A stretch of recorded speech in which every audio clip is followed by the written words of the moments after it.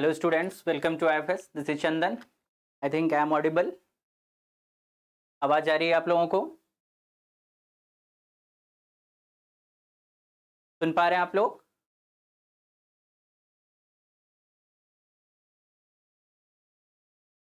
Am I audible?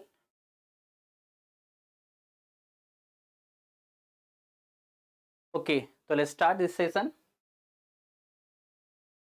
अभी Delhi university के MSc entrance 2018 के लीनियर अलजेब्रा के क्वेश्चंस को डिस्कस करने जा रहे हैं.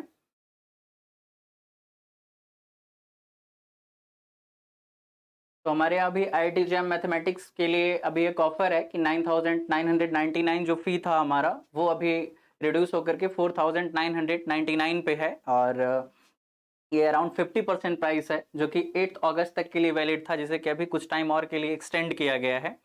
आप फटाफट से अभी इनरोल हो सकते हैं. तो आगे बढ़ते हैं फिर.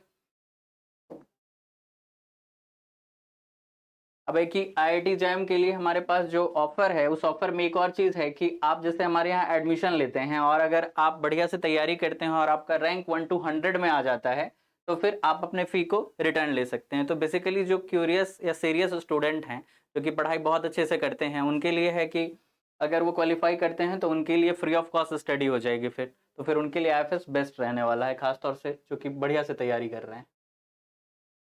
स्टार्ट करते हैं क्वेश्चन के साथ कि the dimension of the vector space of all 6x6 real skew symmetric matrices is.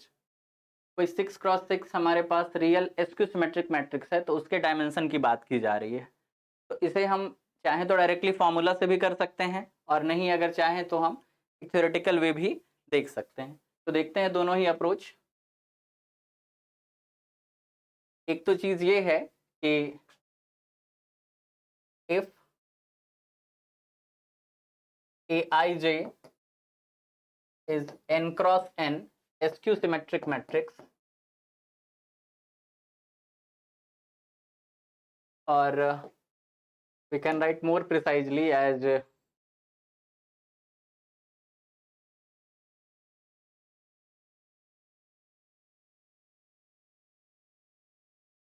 if V be a vector space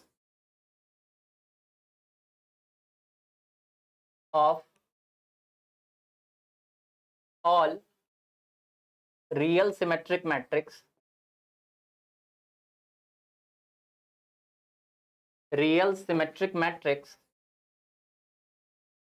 then real symmetric matrix of order n, actually of order n, then dimension of V is equals to n into n minus 1 whole upon 2. अगर हम formula से जाएं तो directly formula से बोल सकते हैं हम. आंसर 21/4. ओके, देखते हैं फॉर्मूला क्या है हमारा कि अगर हमारे पास V कोई वेक्टर स्पेस में है, वेक्टर स्पेस है जिसमें कि n क्रॉस n ऑर्डर का मैट्रिक्स का कलेक्शन है और वो कलेक्शन क्या है, स्क्यू सिमेट्रिक है. बेसिकली हम वेक्टर स्पेस बना रहे हैं, उस स्पेस में सिर्फ n क्रॉस n ऑर्डर के स्क्यू सिमेट्रिक मैट्रिक्स है जिनकी एंट्रीज रियल फील्ड से आ रही है. तो उस समय के लिए formula n into n minus 1 upon 2 है. तो यहाँ पे हमारे पास जो मैट्रिक्स दिया गया है वो 6x6 ऑर्डर का दिया गया है. तो 6x6 ऑर्डर में क्या करना है, सिंपली n के बदले पुट करना है 6. तो अभी वाले सिचुएशन में 6 into 6 minus 1 होल अपॉन 2, तो 6 into 5 upon 2 ये क्या आ जाएगा, 15 आ जाएगा. तो यहाँ से 4 नंबर जिनका D या 4 बोल रहे थे उनका सही है. अब है कि इसे हम ऐसे थ्योरेटिकली कैसे फील करें. तो कभी भी आपको जब मैट्रिक्स का कलेक्शन है और वो वेक्टर स्पेस बना रहा है और देन उस कलेक्शन का आपको डायमेंशन बताना है, तो उस सिचुएशन में आपका काम क्या होता है, जो एक रफ आइडिया है इस चीज को करने का, कि आप क्या करो कि अपने मैट्रिक्स स्ट्रक्चर को देखो कि कौन कौन सी एंट्री आर्बिट्रेरी है, मतलब कौन सी एंट्री दूसरे एंट्री के आ जाने पे डिपेंड नहीं करता है. फॉर एग्जांपल जैसे कि आप देखो कि ए आपका कोई मैट्रिक्स है, Aij ये आपका n क्रॉस n ऑर्डर का मैट्रिक्स है. अब स्क्यू सिमेट्रिक मैट्रिक्स की बात कर रहे हैं, एसक्यू सिमेट्रिक मैट्रिक्स में होता क्या है, ए ट्रांसपोज आपका माइनस ऑफ ए के इक्वल हो जाता है। तो ए का जब आप ट्रांसपोज लिखोगे तो ये ए आई जे जो था ना वो क्या हो जाएगा आपका ए जे आई, और ये इक्वल हो जाएगा माइनस ऑफ ए आई जे के। ये भी एन क्रॉस एन ऑर्डर का है और ये भी एन क्रॉस एन ऑर्डर का है। तो मतलब हर आई जे के लिए आपका जो ए आई जे है और माइनस ऑफ ए जे आई या फिर माइनस ऑफ ए आई जे और ए जे आई जो है ये दोनों आपस में सेम होने वाले हैं। तो इसमें अगर आप एक सिचुएशन ले लो कि i is equals to j, if i is equals to j, अगर i j के इक्वल हो जाता है देन क्या हो जाएगा, यहाँ भी a i i आ जाएगा और यहाँ भी a i i आ जाएगा। मतलब basically a i i is equals to minus of a i i। और हम बात कहाँ कर रहे हैं, रियल नंबर में बात कर रहे हैं। तो कोई रियल नंबर और उसका नेगेटिव दोनों ही इक्वल हो रहा है, मतलब वो नंबर क्या होगा, जीरो होगा। दैट इंप्लाई यहां से आ जाएगा a i i is equals to zero. A i i zero के इक्वल आ गया, मतलब क्या हुआ कि एसक्यू सिमेट्रिक मैट्रिक्स जो आपका एन क्रॉस एन ऑर्डर का है ना, इसमें सारी डायगोनल एंट्री क्या हो जाएंगी, जीरो हो जाएंगी। सारी डायगोनल एंट्री यहाँ पे जीरो हो जाएंगे। अब साथ में जब आई नॉट इक्वल टू जे होगा तो ऑब्वियसली आई जब जे के इक्वल नहीं है तो ए आई जे कोई एलिमेंट होगा और ए जे आई फिर कोई एलिमेंट होगा, तो वहां पे ए आई जे का नेगेटिव ए जे आई होने वाला है। फॉर एग्जाम्पल अगर आप यहाँ पे A12 रखते हैं, आप A11 तो यही था, A12 अगर रखेंगे तो यहाँ पे आ जाएगा माइनस ऑफ A12। उसी तरीके से अगर आप यहाँ पे A13 रखते हैं ना, तो सॉरी A12 नहीं होगा, ये होगा A12 बट पोजीशन किसका है, ये A12 ही लिखता हूं। और ये क्वांटिटी जो आपकी है ये इक्वल किसके हो जाएगी, ये क्वांटिटी इक्वल हो जाएगी आपकी A21 के। A21 जो है वो A12 का नेगेटिव हो गया है। और सिमिलरली यहाँ A13 है तो यहाँ की जो एंट्री आ जाएगी वो माइनस ऑफ A13 आ जाएगी, और ये क्वांटिटी इस इक्वल किसके हो जाएगा, A31 के। जिस तरह से ये A21 के इक्वल हुआ। तो बेसिकली बात ये है कि डायगोनल एंट्री जो है आपकी वो फिक्स है, एंट्री आपकी वो चेंज नहीं होगा, वो जीरो है। मतलब वो कोई आर्बिट्ररी एंट्री कहने का क्या मतलब है कि जिस फील्ड से भी आप बात कर रहे हैं उससे इंडिपेंडेंटली कोई भी एंट्री उठा के आप रख सकते हैं। तो डायगोनल पे जीरो फिक्स है तो ये आर्बिट्ररी एंट्री नहीं रहा। अब फिर अगर आप इसको एक फिक्स्ड एलिमेंट मानते हैं तो डेफिनेटली ये इस पे डिपेंड करेगा कि यहाँ भी जो कुछ पुट किया उसका नेगेटिव यहाँ पे आएगा। या फिर अगर इसे फिक्स एलिमेंट मानते हैं इसके रिगार्डिंग तो किसी एक को किसी एक के रिगार्डिंग फिक्स एलिमेंट मान सकते हैं आप। तो चलो हमने क्या किया कि ये जो लोअर ट्रायंगुलर पार्ट में जितने भी एलिमेंट है ना, इसे हमने अपर ट्रायंगुलर पार्ट के एलिमेंट पे डिपेंड बना लिया। यहाँ पे A12 आर्बिट्रेरली पूरे रियल नंबर से कुछ भी रख सकते हैं या जो भी फील्ड हमने पिक किया होगा, और यहाँ फिर उसका नेगेटिव आ जाएगा। मतलब अपर ट्रायंगुलर पार्ट में जो भी एंट्री रखी गई है लोअर ट्रायंगुलर पार्ट में उसका नेगेटिव आ जाएगा। तो बेसिकली आर्बिट्ररी एंट्री बची कितनी हमारे पास, तो अपर ट्रायंगुलर पार्ट में जितने भी एंट्रीज है, या फिर अगर आप अपर को डिपेंड बना के लोअर को रखना चाहो तो आर्बिट्ररी के लिए तो लोअर में जितनी एंट्री है तो एंट्री होगी कितनी, तो यहाँ पे जो एलिमेंट आया होगा ये क्या आया होगा, A1n टाइप का आया होगा, A1n। तो इसके लिए एक चॉइस है। फिर यहाँ पे जो एलिमेंट आएंगे उनके लिए दो चॉइस, और फर्दर डायगोनल में n एलिमेंट होते हैं तो जस्ट डायगोनल के ऊपर जो लाइन रहा होगा सुपर डायगोनल लाइन, उसमें क्या रहेगा n-1 एलिमेंट। इससे पहले वाले में n-2 element.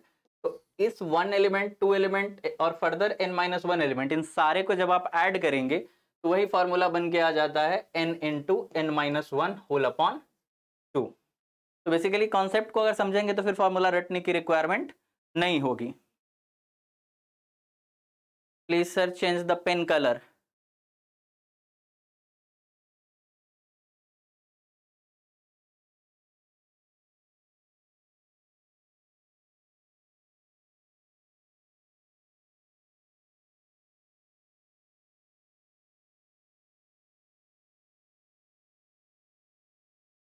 Red is fine.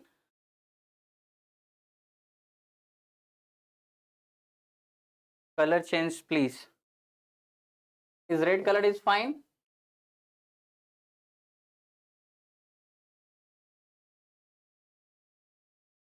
ये प्रैक्टिस क्वेश्चन बुक है मैथमेटिकल साइंस की, जो हमारे इंस्टीट्यूट ने लॉन्च की है अभी, और ये मार्केट में वन एंड ओनली बुक है जिसमें कि 3000 प्लस क्वेश्चन आपको मैथमेटिकल साइंस के, हायर मैथमेटिक्स के नेट गेट लाइक एग्जाम जो भी हैं उसके जो भी इंपॉर्टेंट सब्जेक्ट्स हैं उनके काफ़ी अच्छे खासे अमाउंट में क्वेश्चन आपको मिल जाएंगे विद डिटेल्ड सॉल्यूशन प्रैक्टिस करने के लिए। और ये हमारे पास अभी ऑफर में अवेलेबल है, तो आप प्री बुकिंग कर सकते हैं फटाफट से, ताकि इसका जो एक्चुअल प्राइस 795 है उसकी जगह आपको 400 में ये अवेल हो पाए।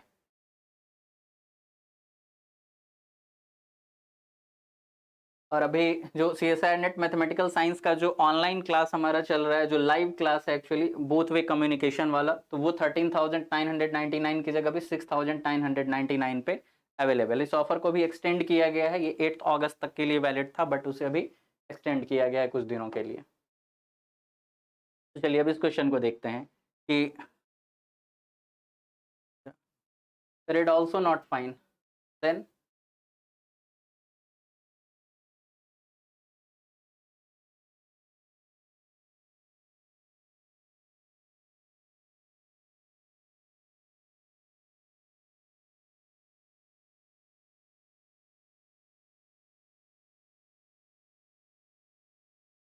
which color I pick?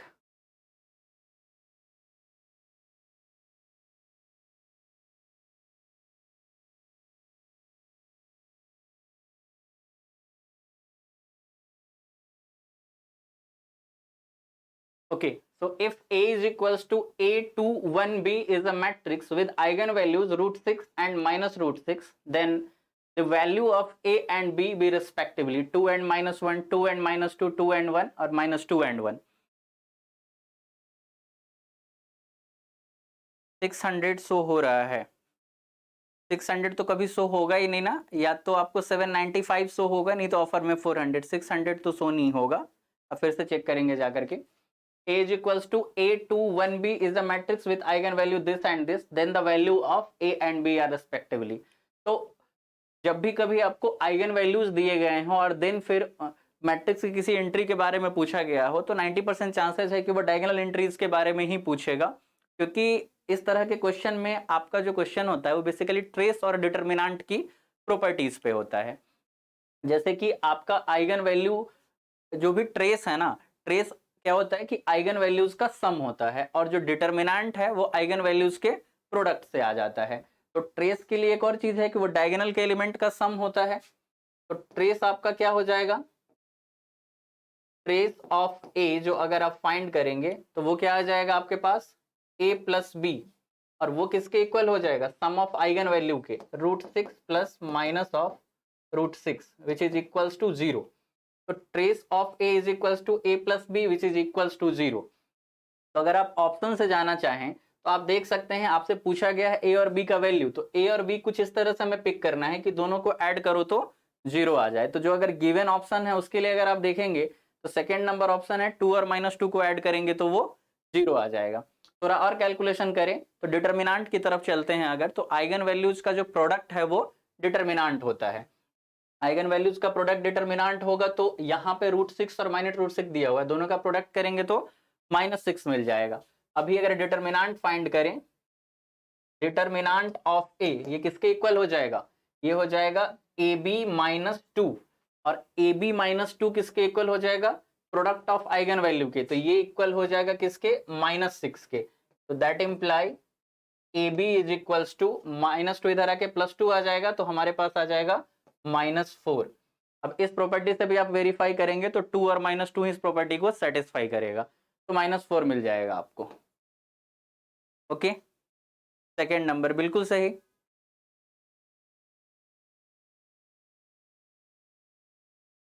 अब यहाँ पे दिया हुआ है कि एक्स वाई कोई ऑर्थोनॉर्मल सेट है इनर प्रोडक्ट स्पेस में, then the value of norm of x minus y plus norm of x plus y, तो ये वैल्यू हमें फाइंड करनी है। तो बेसिकली अगर आपको norm of x minus y whole square find करना हो तो क्या करेंगे, ये हो जाएगा inner product of x minus y and x minus y. अब इनर प्रोडक्ट की प्रॉपर्टी यूज करेंगे तो ये आ जाएगा inner product of x x minus inner product of x y minus inner product of y x और plus inner product of y and y. Okay, अब similarly यहां से अगर आप norm of x plus y find करना चाहते हैं तो वो क्या आ जाएगा, उसके लिए पहले आप स्क्वायर फाइंड कर लीजिए, बाद में जो भी वैल्यू आएगा उसका स्क्वायर रूट कर देंगे, तो स्क्वायर रूट में आंसर प्लस माइनस में आएगा, लेकिन नॉर्म हमेशा नॉन नेगेटिव होता है, तो उस सिचुएशन में जो आंसर होगा वो पॉजिटिव वाला पिक कर लेंगे। तो norm of x plus y whole square क्या हो जाएगा, x plus y comma x plus y, basically inner product of x plus y and x plus y, ये किसके इक्वल हो जाएगा, inner product of x x plus inner product of x y plus inner product of y x और plus inner product of y y, inner product of y y, ये हो गया। अब हमारे पास जो सेट दिया हुआ है वो ऑर्थोनॉर्मल सेट दिया हुआ है और डिफाइन कहां किया गया है, इनर प्रोडक्ट स्पेस में। तो इनर प्रोडक्ट स्पेस में अगर हम कोई ऑर्थोनॉर्मल सेट डिफाइन करते हैं तो उसमें क्या होता है कि एलिमेंट अगर सेम है तो फिर इनर प्रोडक्ट जो हम फाइंड करेंगे उसकी वैल्यू 1 आ जाएगी, वो क्रोनिकल डेल्टा की जो वैल्यू होती है, और अगर एलिमेंट सेम नहीं है तो फिर इनर प्रोडक्ट क्या आ जाएगा, 0 आ जाएगा। तो अब यहां पे x और x, यहां x और y दोनों कहां से पिक कर रहे हैं, ऑर्थोनॉर्मल सेट से जो इनर प्रोडक्ट स्पेस पे डिफाइन किया गया है। तो वहां पे क्या होगा कि सेम एलिमेंट, अगर ऑर्थोनॉर्मल सेट है इनर प्रोडक्ट स्पेस पे डिफाइन किया हो तो सेम एलिमेंट का इनर प्रोडक्ट 1 आ जाएगा और डिफरेंट का इनर प्रोडक्ट 0 आ जाएगा। तो यहां से क्या हो जाएगा कि अगर हम norm of x minus y whole square की वैल्यू देखें, norm of x minus y whole square को अगर हम कैलकुलेट करना चाहें तो यहाँ x और x ये इनर ऑर्थोगोनल ऑर्थोनॉर्मल सेट का मेंबर है, तो यहाँ पे x और x का इनर प्रोडक्ट क्या आ जाएगा, 1 आ जाएगा, और माइनस x और y डिफरेंट एलिमेंट है तो इनका इनर प्रोडक्ट 0, फिर माइनस 0 और प्लस 1, तो which is equals to 1 plus 1 2। तो यहां से हम ये कंक्लूड कर सकते हैं कि norm of x minus y is equals to plus minus root 2 आएगा, लेकिन हम रूट 2 पिक करेंगे क्योंकि नॉर्म हमेशा नॉन नेगेटिव होता है। उसी तरीके से ऑल्सो अगर आप norm of x plus y find करना चाहें तो इसे भी हम डायरेक्टली लिख सकते हैं, कैसे, तो norm of x plus y whole square find करना है तो x और x का इनर प्रोडक्ट 1 हो गया, एक्स वाई का 0, वाई एक्स का 0 और वाई वाई का 1, तो ये भी हमारे पास क्या आ जाएगा, 1 प्लस 1 इज इक्वल्स टू 2, और यहाँ स्क्वायर हटाएंगे तो ये रूट 2 आ जाएगा। तो norm of x minus y की वैल्यू रूट 2 मिल गई, norm of x plus y की वैल्यू रूट 2 मिल गई, और हमसे इन दोनों का सम पूछा गया है, तो सम क्या आ जाएगा हमारा, 2 रूट 2, तो ये आंसर आ जाएगा। अब नेक्स्ट क्वेश्चन की ओर मूव करते हैं। एस हमारे पास दिया हुआ है 101 12 माइनस 1, ये C3 का मेंबर है, then S perp is spanned by this, spanned by this, spanned by this and spanned by this. हमें बताना है कि एस पर्प कहां से, मतलब किस एलिमेंट से, C3 के किस मेंबर से जो है वो स्पैन हो जाएगा। तो एस पर्प C3 के किस मेंबर से स्पैन होगा, तो उसके लिए पहली चीज तो ये है कि अगर एस का कोई मेंबर ले लें और एस पर्प का कोई मेंबर ले लें तो उनके बीच का जो इनर प्रोडक्ट होगा वो क्या होगा, 0 होगा। तो हमें क्या देखना है कि एस पर्प जो है इन चारों में से किस मेंबर से स्पैन हो जाएगा, ठीक है। तो हम क्या करते हैं यहाँ पे कि a comma b comma c type का कोई एस पर्प का मेंबर ले लेते हैं। तो अगर एस पर्प का कोई मेंबर है तो डेफिनेटली इसके साथ भी इनर प्रोडक्ट 0 होगा, इसके साथ भी इनर प्रोडक्ट 0 होगा। तो चेक करते हैं कि let a b c belongs to S perp, तो इसका मतलब क्या हो जाएगा कि inner product of a b c and 1 0 eta is equals to 0। तो यहां से हम क्या इंप्लाई कर सकते हैं, इनर प्रोडक्ट सिंपल सा है, ए और प्लस बी इंटू 0 क्या आ जाएगा, 0 आ जाएगा, plus c eta is equals to 0। तो दैट इंप्लाई यहां से क्या आ जाएगा, ए की माइनस सी आइटा। अब 1 2 माइनस 1 के लिए भी हम यही सेम चीज चेक कर सकते हैं, also a b c inner product of ABC with 1 2 -1 1 2 -1 is equals to 0। यहां भी सिंपल कंपोनेंट वाइज प्रोडक्ट करके फिर ऐड करना है, तो ये हो जाएगा A plus 2B minus C is equals to 0। तो A की वैल्यू ऑलरेडी माइनस C आयटा हमारे पास आया हुआ है, तो उसे हम यहां पुट कर सकते हैं minus C eta plus 2B minus C is equals to 0। That imply 2B is equals to, अब ये दोनों इधर आके प्लस में कन्वर्ट हो जाएगा, निगेटिव निगेटिव है, तो C टाइम 1 प्लस आयटा। तो यहां से B की वैल्यू अगर हम फाइंड करना चाहें तो B क्या आ जाएगा, C/2 into 1 plus eta. Okay, तो आपका यहाँ पे A जो है वो ऑलरेडी C के फॉर्मेट में आ चुका है, A जो आपका है वो ऑलरेडी C के फॉर्मेट में आया हुआ है। फिर B की जो वैल्यू है उसे भी हमने C के फॉर्मेट में फाइंड कर लिया। तो फिर अगर हमें सिर्फ C पता चल जाए तो उस C से हम A और B दोनों को कंसिडर कर सकते हैं। तो हमारे गिवन ऑप्शंस में C का चॉइस 2 जगह 1 दिया हुआ है और 2 जगह -1 दिया गया है। अब यहां से 1 और -1 बारी बारी से पुट करके देखेंगे, उस हिसाब से जो ऑप्शन सेटिस्फाई कर जाएगा वो आंसर आ जाएगा। तो अगर हम जैसे -1 पुट करते हैं, पहले ऑप्शन में -1 दिया हुआ है, तो -1 अगर हम पुट करेंगे तो A की वैल्यू क्या आ जाएगी, C अगर -1 आ जाए तो माइनस माइनस प्लस, तो A सिंपली आयटा आ जाएगा।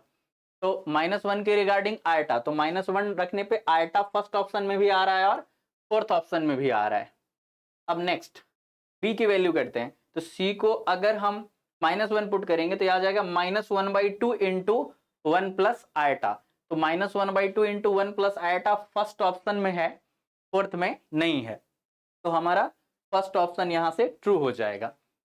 सिमिलरली आप वेरीफाई कर सकते हैं कि 1 अगर पुट करेंगे तो इनमें से फिर कोई ऑप्शन आपको नहीं मिलेगा। तो आपके लीनियर अलजेब्रा के बस यही 4 क्वेश्चन एग्जाम में पूछे गए थे। तो thank you so much for watching and happy learning.